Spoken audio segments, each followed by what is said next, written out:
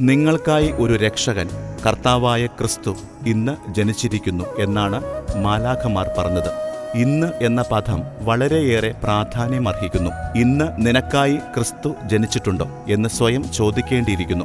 പണ്ടത്തെ ക്രിസ്മസ് ആഘോഷങ്ങൾക്ക് ആത്മീയ ഭാവങ്ങളായിരുന്നുവെങ്കിൽ ഇന്ന് അങ്ങനെയല്ല. എല്ലാം സോഷ്യൽ മീഡിയയുടെ അധീനതയിലായി. ആഡംബരങ്ങളിൽ അതിരുകവിഞ്ഞ ഒരു ആഘോഷം. മുൻപൊക്കെ ക്രിസ്മസ് എന്ന് പറഞ്ഞാൽ ഒരുമയുടെ ഒരു ഓർമ്മയാണ്. എന്നാൽ ഇന്നോ അതെല്ലാം മാറിയിരിക്കുന്നു. ഇന്നലെ നീ ആരായിരുന്നു എന്നതിന് പ്രസക്തിയില്ല. ഇന്ന് നീ ആരാണ്? നിന്റെ ഇന്നിൽ നീ ക്രിസ്തുവിന് വേണ്ടിയാണോ ജീവിക്കുന്നത് എന്നതാണ് പ്രധാനം. ഇന്ന് ക്രിസ്തുവിനെ കൂടാതെ ആനന്ദിച്ചേക്കാം എന്ന ചിന്തയുണ്ടെങ്കിൽ അതിന്റെ അവസാനം പരാജയമായിരിക്കും. അതിനാൽ നാം ക്രിസ്തുവിൽ ജീവിക്കണം. അതിന് നാളെ എന്നൊരു വാക്കില്ല. കാരണം ഇന്നലെയോ നാളെയോ അല്ല നമ്മൾ ജീവിക്കേണ്ടത്, ഇന്നാണ്. ഇന്ന് തന്നെയാണ് പ്രധാനം. ഇന്നിലാണ് ഇന്നലെയും നാളെയും പ്രസക്തമാകുന്നത്.